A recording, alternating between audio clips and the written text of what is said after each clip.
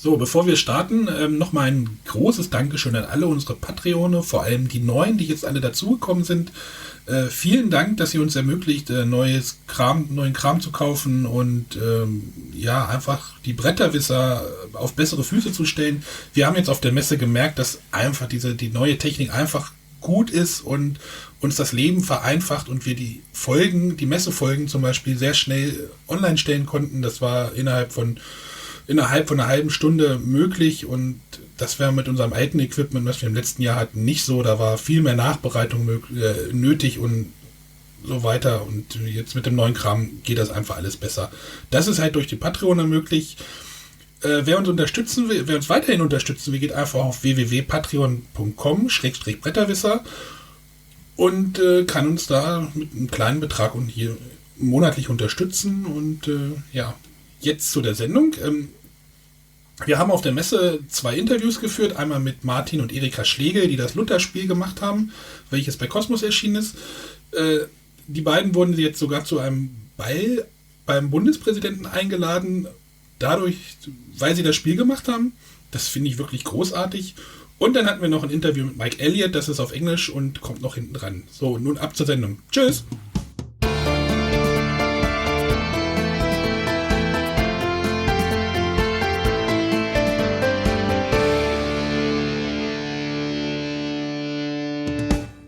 Hallo und herzlich willkommen zu einem Bretterwisser-Spezial hier auf der Messe. Zusammen sitze ich mit dem Arne und der Familie Schlegel hier, die das Spiel Luther, dieses Jahr rausgebracht haben im Kosmos Verlag. Hallo erstmal. Hallo auch. So, wir sitzen jetzt hier und wollen uns erstmal ein bisschen über das Spiel Luther unterhalten. Das ist ja dieses Jahr rausgekommen und ja, wie kam es denn dazu, zu der Idee, ein Luther-Spiel zu machen? Ach, die Frage nach der Idee ist immer eine der schwierigsten. Ich könnte jetzt alle Zeiten sprengen und dann sind wir heute Abend nach dem Abendessen fertig. Aber wir haben Zeit. Die Idee war einfach so, dass wir vorher ein anderes hatten aus dem politischen Bereich. Das lief aber nicht so richtig und da hat Erika dann gesagt, in ein paar Jahren, das war 2014, ist doch 500 Jahre Luther. Wir können doch anstelle von Konrad Adenauer den Martin Luther nehmen. Mhm. Ja, und so war es dann. Hatten Sie denn so eine Beziehung irgendwie zum Thema Luther oder war das jetzt einfach nur eine Idee? Also ich bin Religions- und Geschichtslehrerin und da hat man das Bedürfnis, doch so ein bisschen Wissen unter die Menschen zu bringen. René, da sind die Lehrer wieder. Ja, das ja, wieder. Da sind die Lehrer sind überall. Ja, und wir fahren auch seit 30 Jahren zu evangelischen Kirchentagen. Also ganz fremd ist uns das Thema nicht. Ne? Mhm. Und dann sind sie auf Kosmos zugegangen und gesagt, wir möchten gerne zum Luther-Jubiläum ein Spiel machen. Ja, ich habe mit Wolfgang Lüttke, den kenne ich schon seit einiger Zeit, das mal besprochen. Da hat er gesagt, ach ja, gib mal.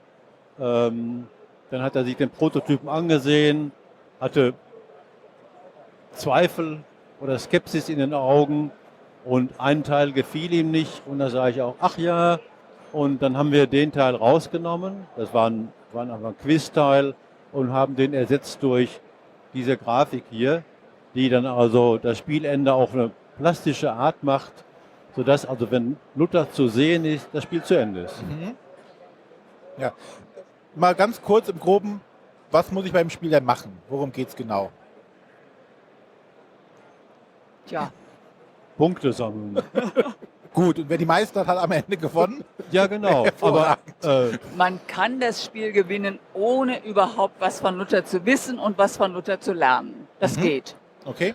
Aber wer so ein ganz klein bisschen wissen möchte, was dann die vielen Orte auf dem Spiel, durch die man läuft, was die für eine Bedeutung haben und was die kleinen Personenplättchen, die man sammelt, um Punkte zu bekommen, was sie für eine Bedeutung haben, der kann mal auf die Karten gucken und der kann auch mal in das Glossar gucken.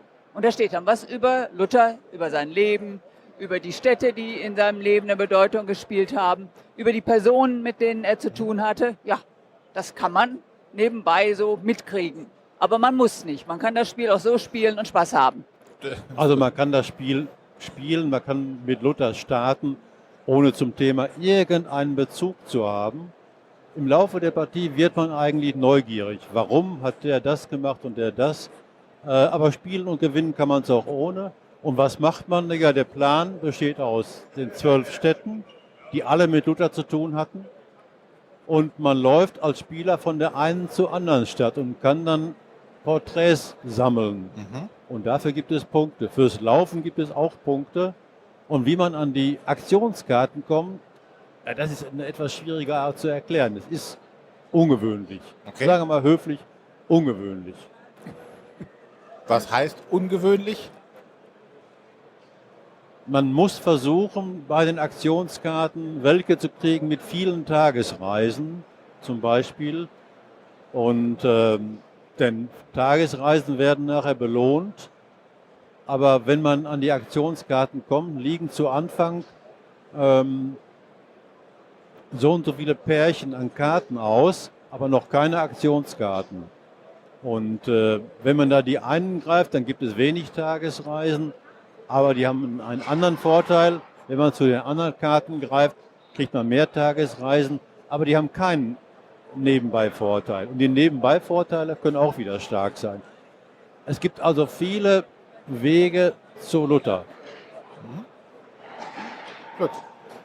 Haben Sie Angst, dass das Thema andere Spieler abschreckt? Also, oder Spieler abschreckt, weil die sagen, mit Luther kann ich jetzt nichts anfangen? Katholiken zum Beispiel. An was? Katholiken zum Beispiel kaufen das Spiel auch. Aber sicherlich kaufen Katholiken das Spiel. Es werden wahrscheinlich die kirchennahen, die kirchenfernen und die Kirchendesinteressierten kaufen. Also, das ist aber, wenn ich Star Wars spiele, Entschuldigung, ich wollte keinen Namen nennen. Wenn ich andere Spiele mache, die, sagen wir, in Südafrika oder in den Anden spielen, auch häufig so, dass einige am Thema überhaupt nicht interessiert sind. Und so wird es hier auch sein. Aber ich kann einfach nur sagen, wenn man 1, 2 Partien gemacht hat, sagt man sich, ja, warum haben die denn Augsburg drin? Oder warum ist Worms da? Und diese komischen Sprüche, die ich da so nebenbei lesen kann, dann schlägt man die Broschüre auf und sagt sich, ach, deswegen ist Augsburg oder deswegen ist Worms. Ach, und wo ist der geboren? Wer von euch, das weiß keiner. Ja. Wäre das denn auch ein Spiel, was man in den Unterricht mit reinbringen könnte? Also wir hatten jetzt neulich eine Sendung, wo halt darüber gesprochen würde, wie Spiele in Unterricht integriert werden können. Ja, also ich habe durchaus schon Nachfragen von Ex-Kollegen bekommen und habe dann gesagt, ja, es ist ja eigentlich nur ein Spiel für 4 Personen, aber die kamen gleich auf die Idee, auch wenn ich im Unterricht so unterschiedliche Stationen anbiete, da könnte man es gut einsetzen. Und ich habe eine Nachfrage von einer ehemaligen Presbyterkollegin, die in der Jugendarbeit tätig ist, die sagt, ich komme heute vorbei und ich gucke mir das an. Ich habe Erfahrung damit, ich baue die Spiele alle um, dass ich mit Jugendgruppen spielen kann. Und da bin ich mal gespannt. Also die Chance, neue Spieler oder das Spiel an anderen Gruppen beizubringen, Das denke ich durchaus, ja. Sagt der Verlag auch. Der Verlag geht davon aus. Ja, also man kann ja sicherlich das Spiel auch in irgendwelchen, nicht nur in Spielwarenläden verkaufen oder platzieren, nehme ich mal an, sondern auch in, weiß ich nicht, kirchlichen Buchhandlungen oder so. Das gibt es ja auch. Also in Hannover gab es zum Beispiel eine. Also ich muss mal sagen, verkaufen ist nicht meine Sache. Ja, okay. Ich bin zwar Diplomkaufmann, aber im Spielbereich nicht. Das Gleiche ist, wie sagen wir, Zeichnen ist auch nicht meine Sache. Wenn ich was zeichne, sieht es furchtbar aus. Aber Kosmos wird auch versuchen, damit neue Spielerschichten anzusprechen. Und deswegen geben die das auch über ihren eigenen Verlag, den Belser Verlag. Der Belser Verlag hat starkes Interesse daran und der wird das auch vermarkten. Ja. Und wie sieht das international aus? Gibt es auch englische Versionen oder sind da internationale Versionen geplant? Oder, ja, das ist ja natürlich wahrscheinlich wieder der falsche Ansprechpartner. Ja, das müsste der Verlag entscheiden. Ja. Richtig. Ich meine, da ist natürlich ein gewisses Manko, weil zumindest das Glossar textlastig ist. Das müsste übersetzt werden. Ne? Das Spiel selbst, so vom Spielmechanismus her, dürfte es kein Problem sein. Ja. Hat denn die Kirche das Spiel vorher auch begutachtet? Also haben die das auch kontrolliert, ob auch alles richtig ist? Weil das ist ja schon ein historischer, wichtiger Kontext für die. Es klebt ja so ein Siegel drauf, ne? Ich denke, dass sie das gemacht haben. Ich habe mein Glossar, was ich geschrieben habe, dem Verlag geschickt und der Verlag hat gesagt, er würde das mit der Kirche abklären. Und dann habe ich nichts mehr gehört. Und Dann war es wohl richtig. Korrekt. Und der Verlag, die Redaktion hat vorher mit denen gesprochen, die für das Luther-Jubiläum zuständig sind, hat mit denen das dann auch gespielt und die waren hellauf begeistert, weil das Spiel offensichtlich bei dem Luther-Jubiläum eine Lücke füllt. Sowas hatten sie einfach noch nicht, dass man auf so spielerische Art und Weise einiges über Luther erfährt. Gut. René, hast du noch irgendwas? Ja, noch zu den zurückliegenden Spielen. Was hat denn der Herr Schlegel sonst noch so an Spielen in seiner langen Geschichte gemacht? 1, 2 Highlights. Insgesamt veröffentlicht habe ich über 40. Die werde ich jetzt nicht aufzählen, weil ich es auch nicht weiß. Naja, aktuell ist ja noch Die das Namen weiß ich. In diesem Jahr sind erschienen West of Africa. West of Africa. Das Spiel, was heute hier rumliegt, das wird verschenkt. Verschenkt ist ein ganz interessanter Ansatz. Ja, ansonsten habe ich mal nominiert, war mal 2006, also vor 10 Jahren, Aqua Romana. Vor 20 Jahren haben wir beide zusammen auch ein christliches Spiel gemacht mit Mose durch die Wüste und sonst alle möglichen anderen. Takamatsu, ach ja, alle möglichen. Also wie gesagt, in der Summe waren es über 40. Und es macht immer noch Spaß? Sonst würde man es ja nicht machen, oder? Ja. Ja, genau. Ich mache Spaß. Ich mache es aus Spaß. Es ist für mich ein Hobby. Aber wie sieht denn die Zusammenarbeit zwischen Ihnen beiden aus? Ich meine, das West of Africa ist ja, da steht ja nur ihr. Ja. Da bin ich Tester, ne? Da stehen Sie denn als vielen Dank. Ja, richtig. Erika ist immer die erste Testerin, die also die Spiele, die Prototypen, bevor sie an weitere Testpersonen gegeben werden, mal testen muss. Also sagen wir die -3-Version. Ja, und bei Spielen, bei denen so ein geschichtlicher oder religiöser Inhalt ist, da mache ich dann mit als Co-Autorin und liefere so den Background. Noch eine Frage zur Motivation. Also es macht einfach Spaß. Das ist also, wie gesagt, es ist ein Hobby und nicht mehr. Und Geld verdienen, muss ich einfach sagen. Also beim Geldverdienen ist es so, dass wir zum Beispiel bei dem Luther-Spiel sagen, wir beide verdienen da Geld, aber wir geben von vornherein 80% unserer Einkünfte an die Kindernothilfe.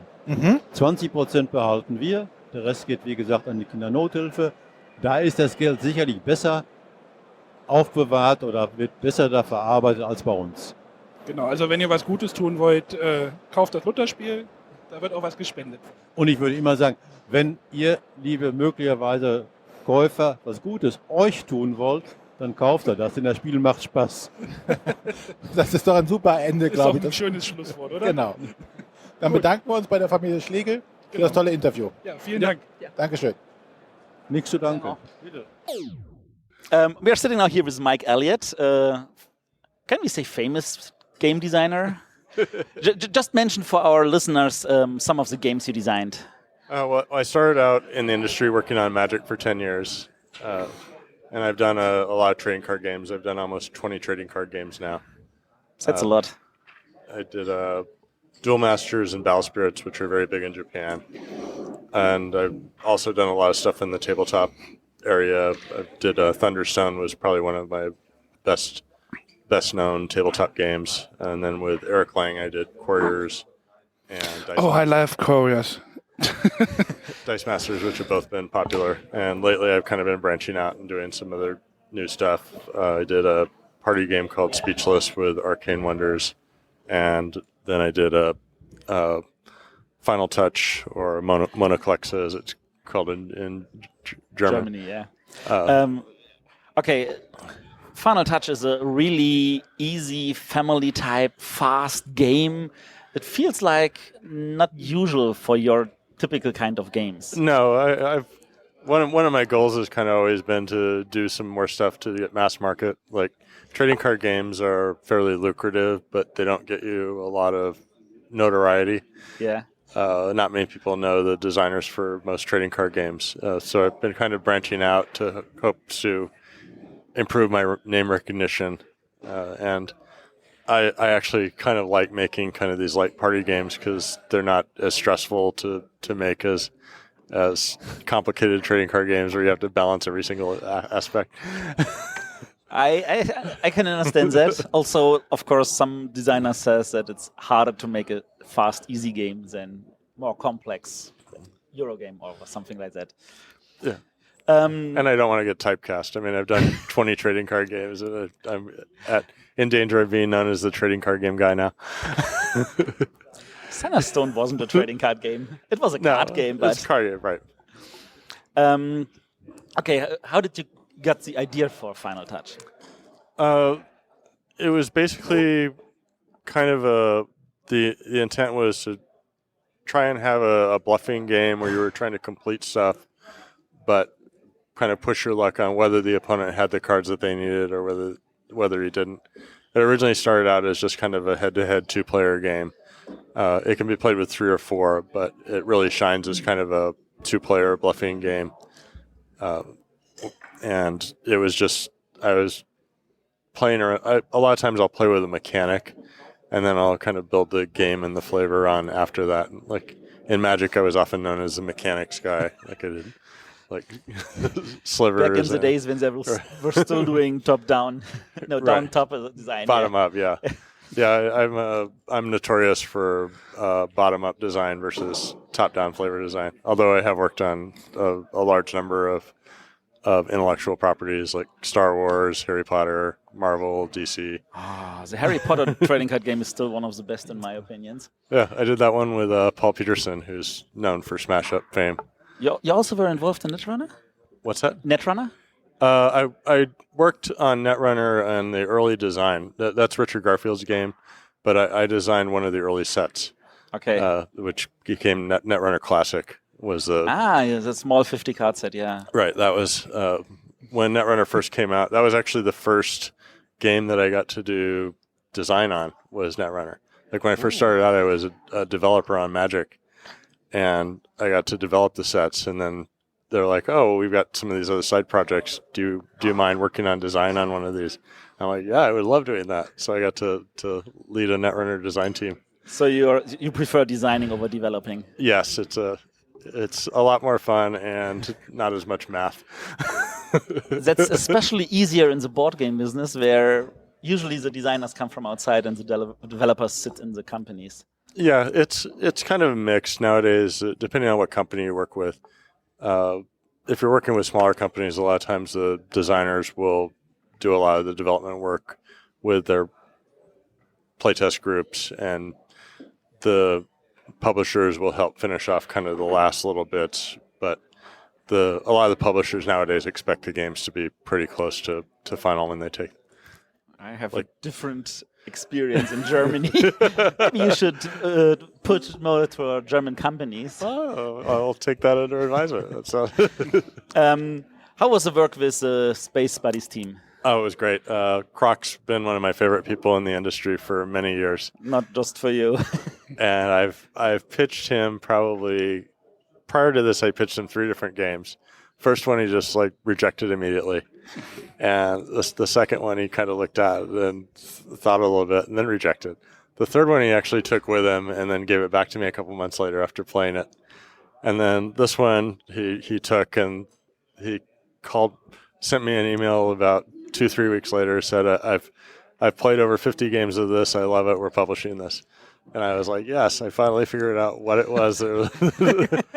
It's kind of almost a sub game, try and figure out what each publisher is looking for that the designers have to play to try and figure out this came out, so now a lot of people are looking for drafting games because Seven Wonders just came out, or Dominion came out, so everyone's looking for deck builders. And it's kind of you have to kind of play into what they're looking for, but also give them something that's different enough that they don't feel like they're copying or jumping on the bandwagon.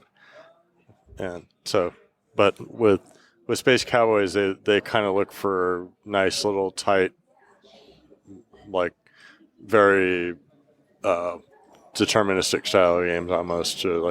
Splendor is one of their top titles, and that has kind of a progression building And this Final Touch is kind of the same.